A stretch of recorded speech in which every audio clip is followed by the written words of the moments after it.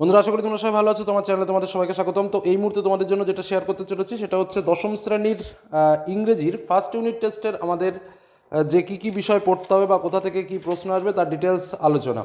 অর্থাৎ তোমরা যারা 2025 সালে মাধ্যমিক পরীক্ষা দেবে এবং এই মুহূর্তে ক্লাস 10-এ পড়ছো, কিছুদিন পরেই রয়েছে ফার্স্ট ইউনিট টেস্ট পরীক্ষা, তাদের জন্য তোমাদের বলে রাখি, ইতিমধ্যে তোমাদের জন্য কিন্তু আমি আরও বিভিন্ন সাবজেক্টের সাজেশন বা ইম্পর্টেন্ট প্রশ্নপত্র শেয়ার করেছি। সেই প্রশ্নপত্রগুলো অবশ্যই রেডি করে নিও, কারণ আমাদের যে প্রশ্নপত্র আজ তোমাদের সামনে আলোচনা করছি এটা শুধুমাত্র ফার্স্ট ইউনিট টেস্টে কাজে লাগবে সেটা কিন্তু নয়, এটা কিন্তু একদম ফাইনাল পর্যন্ত কিন্তু তোমাকে বই নিয়ে যেতে হবে। তো চলো এই মুহূর্তে আমরা শুরু করছি আমাদের ইংরেজির আলোচনা। তো প্রথমেই আমরা পরপর প্রত্যেকটা বিষয় জানবো। প্রথমে সিলেবাস, কেমন কি প্রশ্ন আসবে, কোন কি মডেল রয়েছে, সম্পূর্ণ ডিটেলস।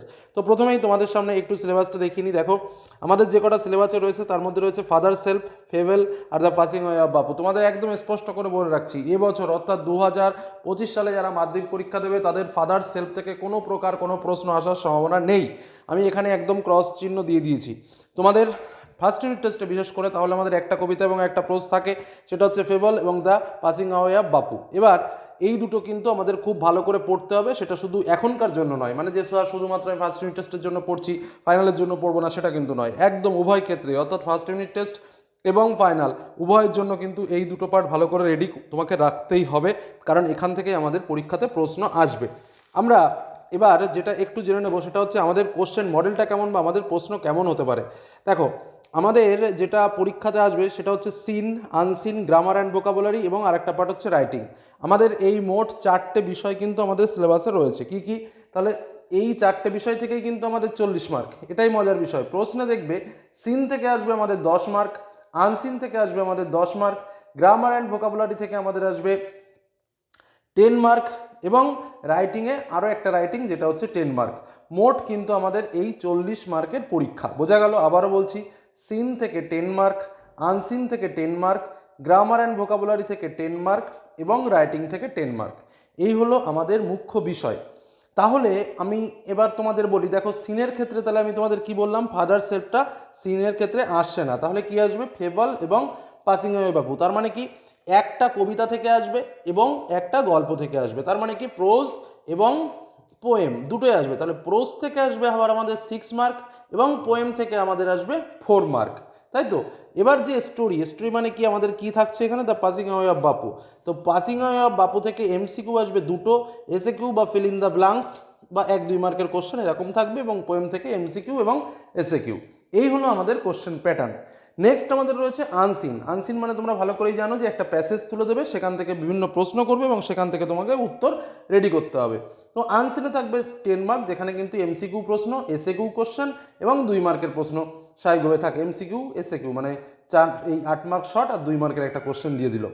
গ্রামারের ক্ষেত্রে যে বিষয়গুলো আমাকে থাকতে হবে, দেখো এগুলোর কিছু কিছু বিষয় আছে যেগুলো সাজেশন বা ইম্পর্টেন্ট বিষয় বলা যায় না। সেগুলো কি? গ্রামারের ক্ষেত্রে তোমরা এই পার্টগুলো কিন্তু প্র্যাকটিস করবে।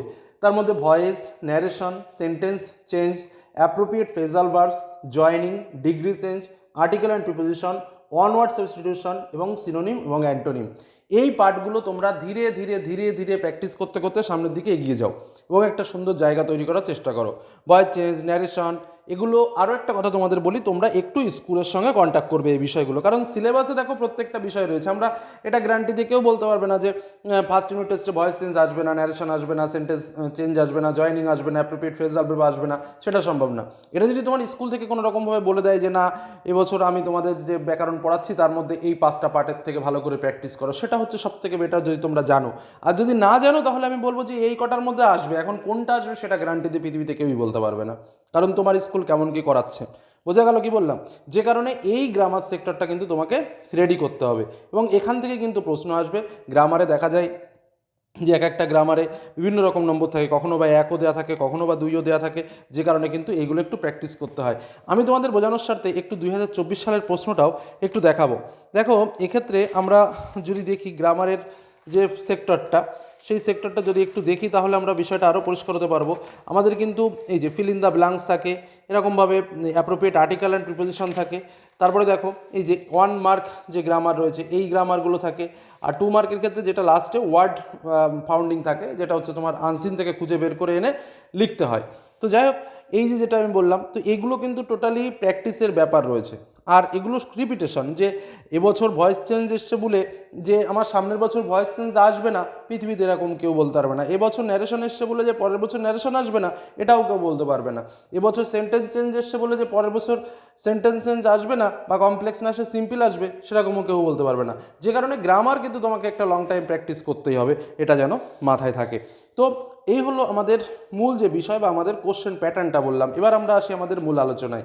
তাহলে আমাদের কি বললাম, আমাদের ফাদার সেলফ, ফেবল এবং দ্য পাসিং অ্যাওয়ে অফ বাপু, এই তিনটের মধ্যে ফেবল এবং দ্য পাসিং অ্যাওয়ে অফ বাপু তোমাদের খুব ভালো করে পড়তে হবে, কারণ আমাদের ফার্স্ট ইউনিট টেস্টে ফেবল থেকেও প্রশ্ন আসবে, দ্য পাসিং অ্যাওয়ে অফ বাপু থেকেও প্রশ্ন আসবে, একদম আসবেই নিশ্চিত।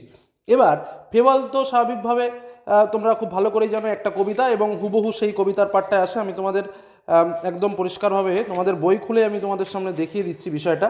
পুরো কবিতার পাঠটা কিন্তু তুলে ধরে। তাহলে এই ফাদার সেলফ যেটা রয়েছে এটা আমাদের এতটা ইম্পর্টেন্ট নয় এবছরের জন্য। এবার ফেবল থেকে কিন্তু একদম পুরো ওপেন, এখান থেকেই প্রশ্নটা তুলে দেয়, একদম শেষ পর্যন্ত কিন্তু আমাদের তুলে দেয়, ঠিক আছে। এই যে এই পর্যন্ত আমাদের ফাইনাল পর্যন্ত পুরো এই পার্টটুকুকে তুলে দেয়। তোমরা কি করবে, তোমাদের বইয়ে যে এমসিকিউ পার্টগুলো রয়েছে সেই পার্টগুলো ছাড়াও অন্যান্য যে পার্টগুলো রয়েছে সেগুলো একটু প্র্যাকটিস করো। আর রাইটিংয়ের ক্ষেত্রে তোমাদের যেটা বলবো, বা এই যে পার্টটা রয়েছে সেটাও বলবো, আর এই যে রাইটিংয়ের ক্ষেত্রে তোমাদের বলবো প্রত্যেকটা লেসনের শেষে দেখবে, ধরো এই যে এখানে যেটা আমাদের রয়েছে প্রথমটা তোমার ফাদার সেলফের ক্ষেত্রে, এই যে একদম লাস্টের পার্টে দেখবে, একদম লাস্টের পার্টে আমাদের কিছু রাইটিং অ্যাক্টিভিটি থাকে। এই যে রাইটিং অ্যাক্টিভিটিগুলো রয়েছে না, এইগুলো একটু মানে ভালো করে প্র্যাকটিস করার চেষ্টা করবে। ফার্স্ট ইউনিট টেস্টে স্বাভাবিকভাবে বেশিরভাগ শিক্ষকরা চেষ্টা করেন বই থেকে দেওয়ার, এটা কিন্তু চেষ্টা করবে। তবে কি কি পড়বে সেটা আমি তোমাদের অবশ্যই বলবো। এবার আসি পরবর্তী আলোচনায়, যেটা হচ্ছে যে আমাদের দ্য পাসিং অ্যাওয়ে অফ বাপু, মানে কবিতাটা তো বললাম, ফেবেলের কোন অংশটা ইম্পর্টেন্ট, টোটালটাকেই ভালো করে তোমাকে পড়তে হবে, শর্ট কোশ্চেন পড়তে হবে। আর পাসিং অ্যাওয়ে অফ বাপুতে আমরা জানি আমাদের যে তিনটে ইউনিট রয়েছে, কি কি unit, first unit, second unit এবং থার্ড ইউনিট। ফার্স্ট ইউনিটে তোমরা পাবে পেজ নম্বর 16, সেকেন্ড ইউনিটে তোমরা পাবে পেজ নম্বর 18 এবং থার্ড ইউনিটে তোমরা পাবে পেজ নম্বর 21। তোমাদের বলি সবথেকে মোস্ট ইম্পর্টেন্ট পার্ট, যেটা পরীক্ষায় সবথেকে বেশি আসে, সেটা হচ্ছে অ্যাট দ্য বিড়লা হাউস থেকে শুরু করে বাপু ওয়াজ নো মোর, এই পর্যন্ত যে পার্টটা রয়েছে এই পার্টে। তাছাড়াও সেকেন্ড ইউনিটে যেটা রয়েছে গান্ধীজির ফিনারেল থেকে শুরু করে জয়ফুল এফোর্ট পর্যন্ত, এবং থার্ড ইউনিটে যেটা রয়েছে সাম ডেজ থেকে শুরু করে ব্যাক টু দিল্লি, এই প্রত্যেকটা পার্টই কিন্তু তোমাদের ইম্পর্টেন্ট। কোনটা আসবে গ্যারান্টিতে কিছু বলা যাবে না, এই তিনটে পার্ট ভালো করে পড়ে যাও, ফার্স্ট ইউনিট টেস্টটা ভালো করে পড়ে যাও, এবং আশা রাখা যায় ফাইনালেও এখান থেকে আসার সম্ভাবনা কিন্তু প্রবল থাকছে। নেক্সট আমাদের একটা পার্ট রয়েছে, যেটা হচ্ছে আনসিন। এটা পৃথিবীতে কেউই বলতে পারবে না যে কোন পার্ট থেকে আনসিন তুলে দেবে। সাধারণভাবে বিভিন্ন রিপোর্ট রাইটিংয়ের একটা অংশ তুলে দিল, বা কোনো এনভায়রনমেন্টাল ডিগ্রেশন সম্পর্কে কোনো বিষয়টা তুলে দিল, কোনো অংশ তুলে দিল যেটা কারেন্ট অ্যাফেয়ার্সমূলক, তো সেগুলো একটু প্র্যাকটিস করতে পারো। এই লট অফ প্র্যাকটিস তোমাকে ভালো জায়গায় এনে দেবে আনসিনে, কারণ আনসিনের সাজেশন সেভাবে দেওয়া সম্ভব নয়, সম্পূর্ণ প্র্যাকটিসেবল ব্যাপার। নেক্সট আমাদের যে পার্টটা থাকে সেটা তো তোমাদের আমি বলেইছি, গ্রামারের পার্ট, সেটা কোনগুলো প্র্যাকটিস করতে হবে সেটা বললাম। এবার আসবো আমরা আমাদের রাইটিংয়ের পার্টে। দেখো, স্বাভাবিকভাবে তোমাদের একটুখানি বুঝিয়ে দেওয়ার দরকার, যেটা হচ্ছে আমাদের 2024 সালের পরীক্ষার্থে আমাদের ফ্রেন্ড লেটারটা এসছে, নিউজ পেপার রিপোর্টটা এসছে এবং নোটিশ রাইটিংটা এসছে, যে কারণে এই তিনটে আসার সম্ভাবনা খুবই কম। কিন্তু তোমরা কেউ যদি মনে করো যে স্যার আগেরবার লেটার এসছে বলে এবার লেটার আসবে না, এটা কিন্তু সম্পূর্ণরূপে ভুল। কারণ লেটার এমন একটা জিনিস যেটা কিন্তু প্রতি বছর আসবেই, সেটা কোনো না কোনো লেটার, যে লেটারই আসুক না কেন, সেটা ফ্রেন্ড লেটার হোক বা অফিসিয়াল লেটার হোক। কিন্তু যেহেতু আগের বছর ফ্রেন্ড লেটার চলে এসছে, সেহেতু এবছর ফ্রেন্ড লেটার আসার কোনো সম্ভাবনা নেই, বরঞ্চ তোমার অফিসিয়াল লেটার বা এডিটোরিয়াল লেটার সেটা আসার সম্ভাবনা কিন্তু খুব বেশি। নেক্সট, এর আগের বছর নিউজ পেপার রিপোর্টটা চলে এসছে, সে কারণে কিন্তু এবছর নিউজ পেপার রিপোর্টটাও আসার কোনো সম্ভাবনা নেই। নোটিশ রাইটিংও চলে এসছে আগেরবার, সেহেতু এবছর কিন্তু নোটিশ রাইটিংও আসার কোনো সম্ভাবনা নেই। তবে তোমরা খুব ভালো করে এই paragraph writing, processing writing, biography writing, editorial letter writing এবং স্টোরি রাইটিং, এই কটা পার্ট ভালো করে তোমরা প্র্যাকটিস করবে, একদম এখন থেকে শুরু করো ফাইনাল পর্যন্ত। এই কটা পার্টের উপরে খুব বেশি পরিমাণে জোর দাও, কারণ তোমাদের পরীক্ষায় যে তিনটে আসবে, মানে তিনটে রাইটিং আসবে, এটা মাধ্যমিক পরীক্ষার কথা বলছি, আর তোমার ফার্স্ট ইউনিট টেস্টে তো যে কোনো একটা আসবে। তো যাই হোক, যে তিনটে রাইটিং আসবে তার মধ্যে কিন্তু এই তিনটের মধ্যে একটা আসবে, আর ফার্স্ট ইউনিট টেস্টের মধ্যে এইগুলোর মধ্যেই তোমাদের শিক্ষক কোনো না কোনো একটা দেবেন। এক্ষেত্রেও আমি তোমাদের বলবো, স্কুলের টিচার কোনগুলোকে বেশি ফেভারেবল বলছেন সেদিকে লক্ষ্য রাখো, বা স্কুলের টিচার হয়তো বলে দেবেন তোমাদের যে এবছর কিন্তু তোমাদের প্যারাগ্রাফ বা প্রসেসিং বা বায়োগ্রাফি এর মধ্যে থাকবে, তোমরা এগুলো প্র্যাকটিস করো, তো তোমরা সেগুলো কিন্তু প্র্যাকটিস করতে পারো। তো এই হলো আমাদের মূল আলোচনা। এবার যদি তোমরা বলো স্যার রাইটিংয়ের যদি কিছু সাজেশন দিতেন, সেটা খুব ভালো হতো, তো অবশ্যই তোমাদের সামনে রাইটিংয়ের সাজেশন তুলে ধরবো। এর আগেও আমি বিভিন্ন রাইটিংয়ের সাজেশন তোমাদের সামনে তুলে ধরেছি। তো যাই হোক, তোমাদের জন্য জাস্ট একটা কিছু বিষয় আমি তোমাদের সামনে তুলে ধরছি, যে বিষয়গুলো প্রসেসিং নিয়ে কিছু বলছি, স্টোরি নিয়ে কিছু বলছি এবং প্যারাগ্রাফ নিয়ে কিছু বলছি। পরবর্তী সময়ে আমি লেটার নিয়ে একটা স্পেশাল ভিডিও তোমাদের সামনে আমি তুলে ধরবো, ঠিক আছে? তো দেখো, তোমরা এই পার্টগুলো একটু প্র্যাকটিস করতে পারো, যেটা প্রসেসিংয়ের মধ্যে how rain is formed, how mango pickle, lemon squash, orange juice, potato chips is prepared, how school magazine is published, how tea is prepared, how ORS is prepared, how newspaper is prepared, how paper is made, how clothes are washed, how building a constructed, how orange juice is prepared. Story বিভিন্ন টাইপসের story হয়, story suggestion দিয়ে actually বোকামো করা ছাড়া আর কিছু নয়। আর প্যারাগ্রাফের মধ্যে Kanyashree, tour to hill station, save drive save life, তারপরে তোমার ইন্টারনেটের অব্যবহার, ইম্পর্টেন্স অফ ওয়াটার, জল সংরক্ষণ, স্পোর্টস খেলাধুলার গুরুত্ব, স্টুডেন্ট লাইফের শৃঙ্খলাবোধ, হিস্টোরিক্যাল ইন্টারেস্ট নিয়ে কোনো একটা ট্যুরে ঘুরতে গেছো, তারপরে মোবাইল ফোনের খারাপ ব্যবহার, এইম ইন লাইফ জীবনের উদ্দেশ্য, global warming, your first day in school, best teacher, computer, তারপরে book fair, reading book, a film, এই টাইপসের প্যারাগ্রাফ একটু প্র্যাকটিস করো। দেখো, সম্পূর্ণ ইংরেজি হচ্ছে প্র্যাকটিস হওয়ার ব্যাপার।